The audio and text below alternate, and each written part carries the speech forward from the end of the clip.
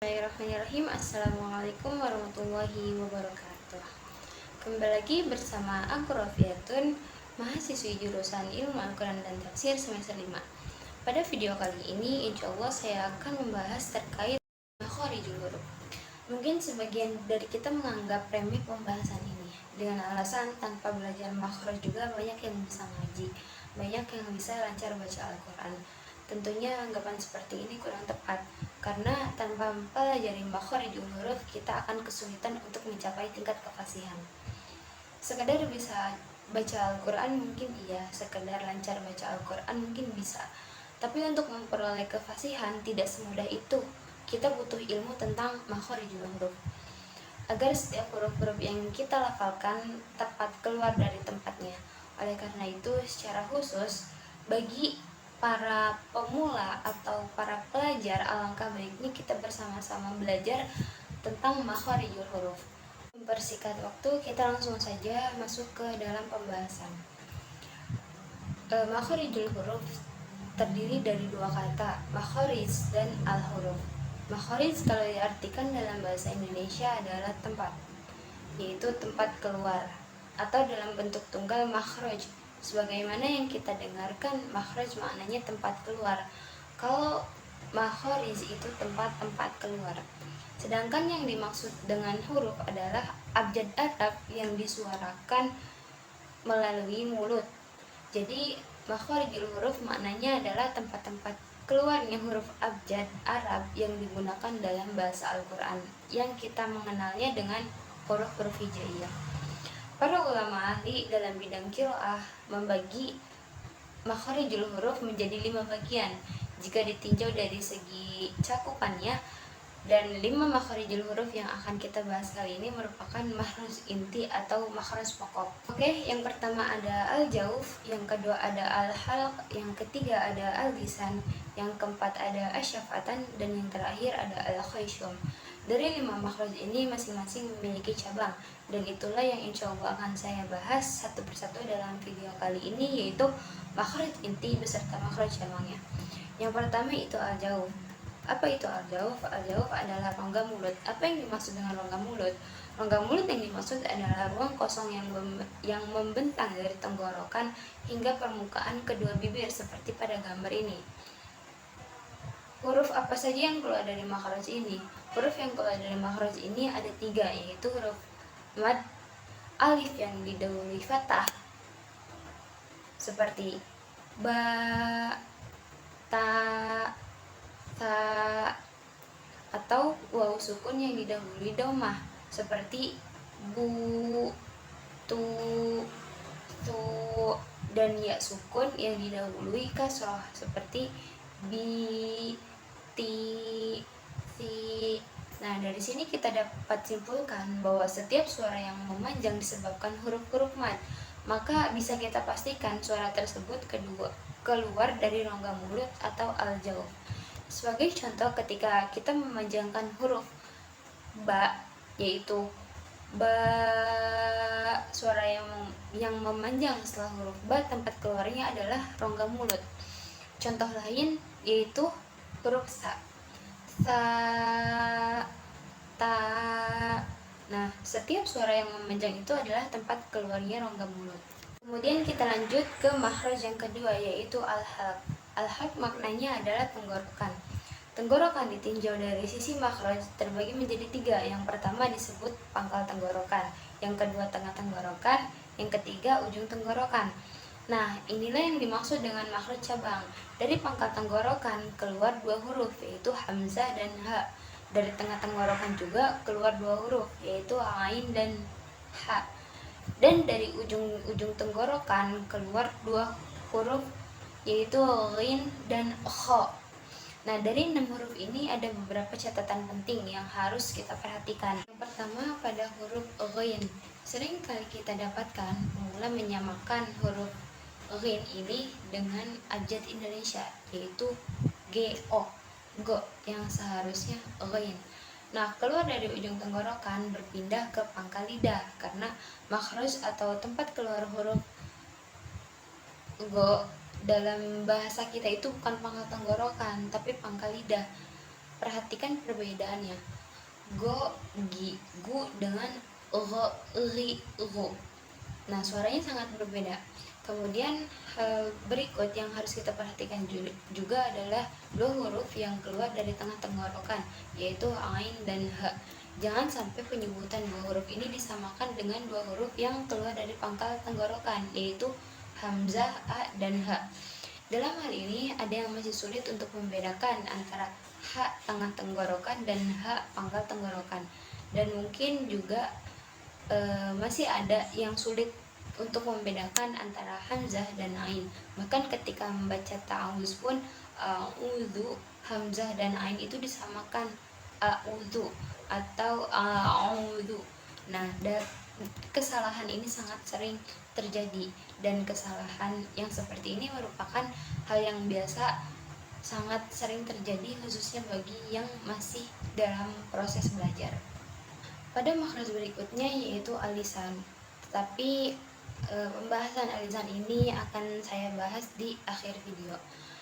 Jadi terlebih dahulu kita akan membahas mengenai makhraj asyafatan. Nah, mana asyafatan adalah kedua bibir. Tentu yang dimaksud adalah bibir atas dan bibir bawah. Ditinjau dari sisi makhrijul huruf terbagi menjadi dua. Yang pertama, bibir bawah dan ujung gigi seri atas bertemu. Dari sini keluar satu huruf, yaitu huruf fa. Yang kedua, bibir atas dan bibir bawah bertemu. Nah, dari sini keluar tiga huruf, yaitu ba, mim, dan waw. Untuk huruf waw ada sedikit cara yang berbeda dari dua huruf lainnya, yaitu huruf waw tidak perlu sampai merapatkan antara bibir atas dan bibir bawah sebagaimana yang kita lihat pada gambar yang saya cantumkan. Wa, wi, u. Nah, kedua bibir ini tidak perlu dirapatkan. Kemudian makhraj berikutnya adalah al-khayshum. Al-khayshum adalah rongga hidung. Pada umumnya ketika kita bersuara katup yang menuju ke saluran rongga hidung tertutup, namun ada huruf-huruf tertentu yang mengharuskan katup yang menuju ke saluran rongga hidung terbuka. Seperti pada gambar ini, sehingga mengalirlah suara melalui hidung. Nah, dari makhraj ini keluar dua huruf, yaitu mim dan nun. Ma, mi, mu, dan na, ni, nu. Nah, untuk membuktikan dua huruf ini mengeluarkan suara melalui hidung, bisa teman-teman coba. Nah, sukunkan kedua huruf ini sambil menutup hidung, dan hasilnya bisa kita pastikan suara mim atau nun itu tidak akan terdengar sempurna. Contohnya a, an, dan bisa teman-teman praktekkan. Kemudian makhraj berikutnya yaitu alisan atau lidah. Dan seperti inilah penampakan lidah. Lidah ditinjau dari segi makro terbagi menjadi beberapa bagian. Ada ujung lidah, tengah lidah, pangkal lidah, tepi lidah bagian belakang, boleh kiri atau kanan, tepi lidah bagian depan sampai ujung lidah. Nah, dari setiap bagian ini ada huruf yang keluar, dan perlu kita ketahui bahwa setiap bagian-bagian lidah yang kita sebutkan tadi harus memiliki landasan atau dalam bahasa lain tempat menempel. Agar lebih jelas, insya Allah saya akan menjelaskan apa saja landasan atau tempat yang menempelnya bagian-bagian dari lidah tersebut, dan huruf-huruf apa saja sih yang keluar darinya. Baik, saya mulai dari pangkal lidah. Makhraj dari pangkal lidah terbagi menjadi dua, dan inilah yang disebut dengan makhraj cabang. Yang pertama itu pangkal lidah. Pangkal lidah menempel dengan langit-langit paling belakang, keluar darinya huruf qaf. Dan yang kedua, pangkal lidah menempel dengan langit-langit belakang, tapi agak ke depan sedikit setelah makhraj huruf qaf. Dari sini keluar huruf kaf. Agar lebih jelas, coba perhatikan posisi lidah pada gambar tersebut. Makhraj huruf qaf lebih dalam dari makhraj huruf kaf, sehingga harus menghasilkan suara yang berbeda dari kedua huruf. Contohnya yaitu o, ka. Nah, kita coba memberikan harokat domah, yaitu o, u, dan qi, ki. yaitu tengah lidah. Landasan atau tempat menempelnya hanya satu, yaitu tengah lidah dan langit-langit yang berada di atasnya. Dari sini keluar 3 huruf, yaitu jim, sya, dan ya. Perhatikan posisi lidah pada gambar tersebut. Nah, meskipun 3 huruf ini tempat keluarnya sama, namun masing-masing memiliki cara yang berbeda. Huruf jim, yaitu ja, ji, ju. Tengah lidah harus benar-benar menempel pada langit-langit di atasnya. Sedangkan huruf shin dan ya, tengah lidah dan langit-langit di atasnya itu tidak begitu menempel seperti pada gambar tersebut. Sha, ya. Sha, shi, shu. Ya, yi, yu. Nah, kemudian kita lanjut ke makhraj selanjutnya, yaitu ujung lidah. Ujung lidah memiliki beberapa landasan atau tempat menempel. Yang pertama, ujung lidah dan gigi seri bawah. Dari sini keluar 3 huruf, yaitu shin, zai, sod. Coba perhatikan gambar yang saya sajikan. So, si, su. Sa, si, su. Za, zi, zu. Nah, untuk huruf sod, pangkal lidah harus sedikit naik seperti pada gambar ini agar menghasilkan suara yang lebih tebal. Kemudian landasan atau tempat menempel ujung lidah berikutnya adalah ujung lidah dan ujung gigi seri atas. Hurufnya ada 3, yaitu sa, za, zo. Perhatikan posisi lidah pada gambar ini. Pastikan ujung lidah menempel pada ujung gigi seri atas. Untuk memastikannya, bisa coba melihat menggunakan cermin. Zo, sa, za. Nah, jangan sampai ujung lidah ini menempel ke gusi atas atau menempel ke gigi seri bawah. Kemudian landasan atau tempat menempel ujung lidah berikutnya adalah ujung lidah dan pangkal gigi seri atas.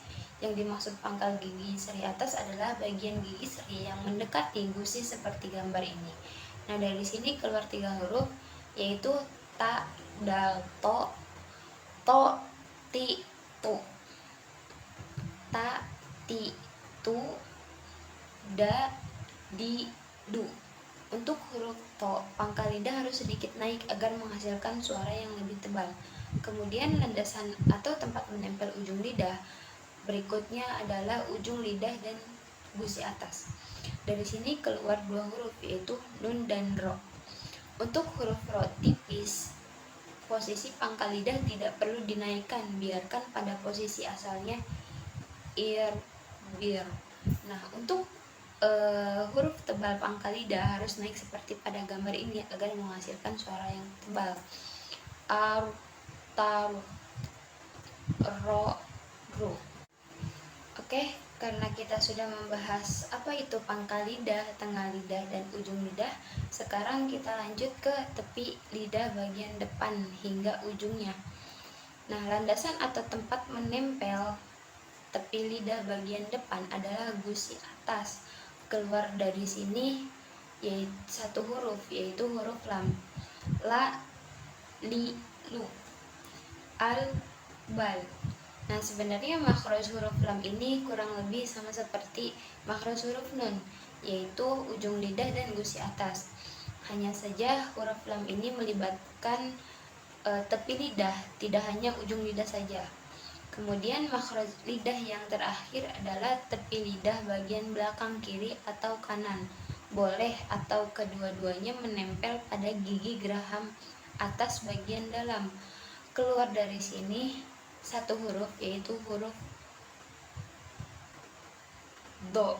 Nah, huruf ini merupakan huruf yang paling sulit. Bahkan orang-orang Arab sendiri pun banyak yang kesulitan dalam menyebutkan huruf ini, padahal bahasa mereka sendiri itu do, di, du, ad, bad, wal, ab. Nah, mungkin itu saja penjelasan terkait makhorijul huruf yang bisa saya sampaikan. Kurang dan kurangnya mohon maaf. Wabillahi taufiq wal hidayah. Wassalamualaikum warahmatullahi wabarakatuh.